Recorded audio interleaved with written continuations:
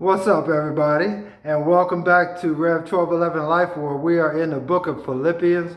We are in chapter 2 at this time, and it's been chock full of information on how to walk this faith out, and about humility, about being in one mind, one faith. And Paul is talking to the church now we talked about how walking in fear and trembling. We explained that. And that's not actually fear, but that's in reverence and respect for what Christ has done for you, and working out your salvation and not working for your salvation. And he goes on to say, as we do this, in verse 14, he says, do all things without complaining or disputing. And I could sit on that for a minute, because he's saying to us, we're not to be complainers. The world should know more about what we're for than what we're against. And because of what God has done and what Christ has done in our lives, we really have no reason to be complainers. And when we complain, quite frankly, we're not complaining about the world or people and that. We're actually complaining about God. You're saying, God, I don't like what you've done. I don't like what's happening. I don't trust you. I'm just going to complain and moan about it. So next time you do a lot of complaining, you have this spirit of complaint come about you, man, repent, man. Talk to God and say, man, God, I'm sorry. I'm actually complaining about you.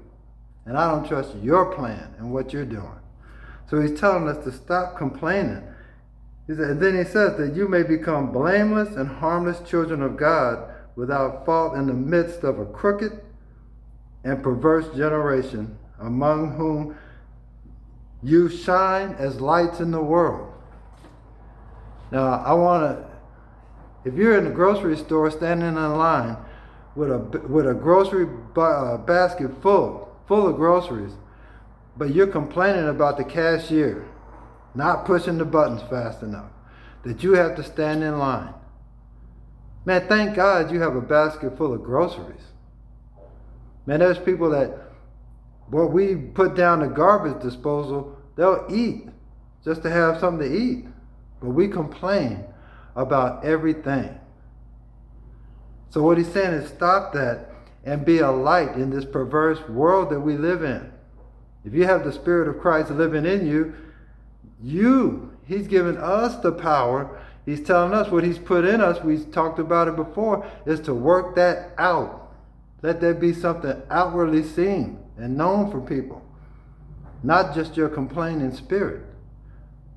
This world needs light, not more people that are adding on to the complaining.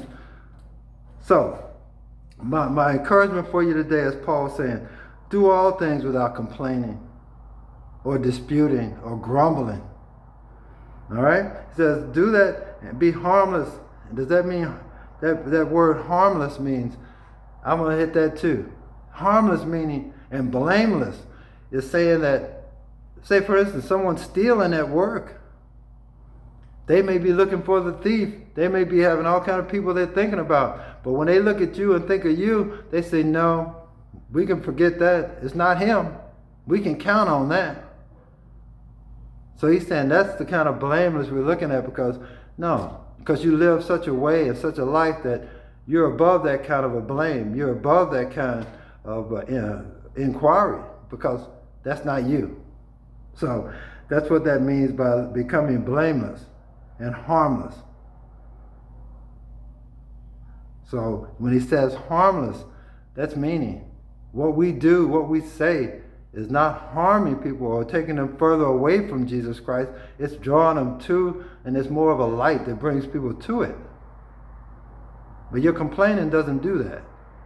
It actually repels people, and you look just like the world. So, my final word for you is when he says we are to be lights in the world, we're supposed to be salt as well, to add flavor to the world.